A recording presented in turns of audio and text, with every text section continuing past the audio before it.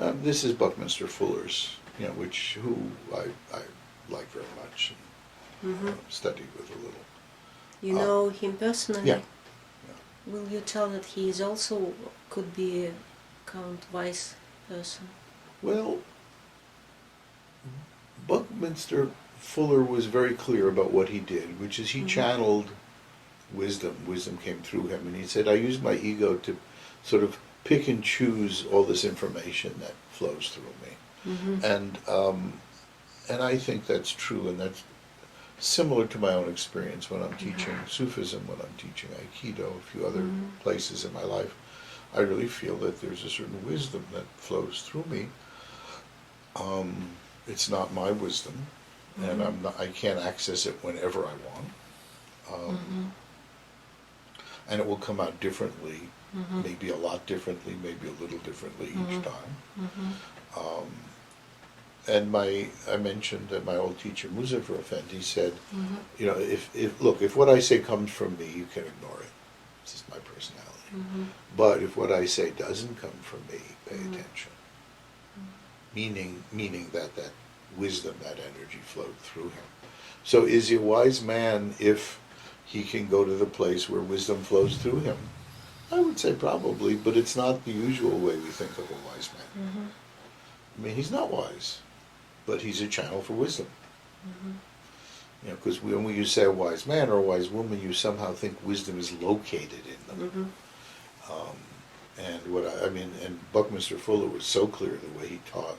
I mean, he was sort of going like this and choosing among this flood of things that were coming into his mind. It was really quite amazing. So I think it's another definition of wise. And I think it's a problem we tend to think, especially in the West, in terms of states and static states. So I am enlightened, like I have a briefcase. I have enlightenment, in my hand. But the truth is, I think one can be enlightening. It's a verb, and Bucky Fuller had a wonderful book called "I Seem to Be a Verb," pointing that out. Maslow, when he was writing about basically transpersonal psychology, said, and most people don't even know this, they haven't heard it, there aren't self-actualized people. There are self-actualizing people. It's not a static state. It's a process. So to me, when you say wise person, it sounds static. But I really think of wisdom as there's a process that's going on. One of our students, by the way, wrote a lovely doctoral dissertation. I was one of the people he interviewed on how spiritual teachers channel that wisdom. His last name is Kaplan, Kaplan. You can find his dissertation in your spare time here in the library. Mark Kaplan. And I think he has videos of us, and probably half a dozen people or more he interviewed. So, I really do think, we're talking about something very sort of foundational. What do you think of, how we are as human beings? And I really think it's far better to look at processes. And it's very hard. I think most people are conditioned to think in terms of static states. Do you know wise people in this sense, for example, who are alive, except you? Well, I'm taking myself out.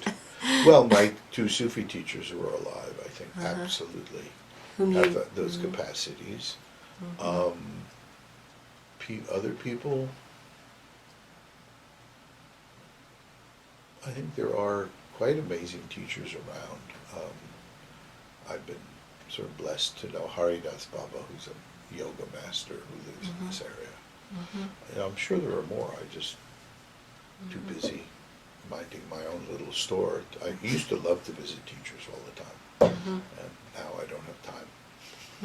So. You mainly here in developing transpersonal psychology? I'm developing transpersonal psychology. I have a family. I teach Aikido, and I'm involved with developing an Aikido association and an Aikido center here at the school, which will include 5,000 photographs of the founder, which keeps me busy. And I also teach Sufism, and I'm working on another book on Sufism. I meet with my Sufi community 3 times a week, and then meet with individuals outside of that. So yeah, I'm busy. I have enough to keep me busy.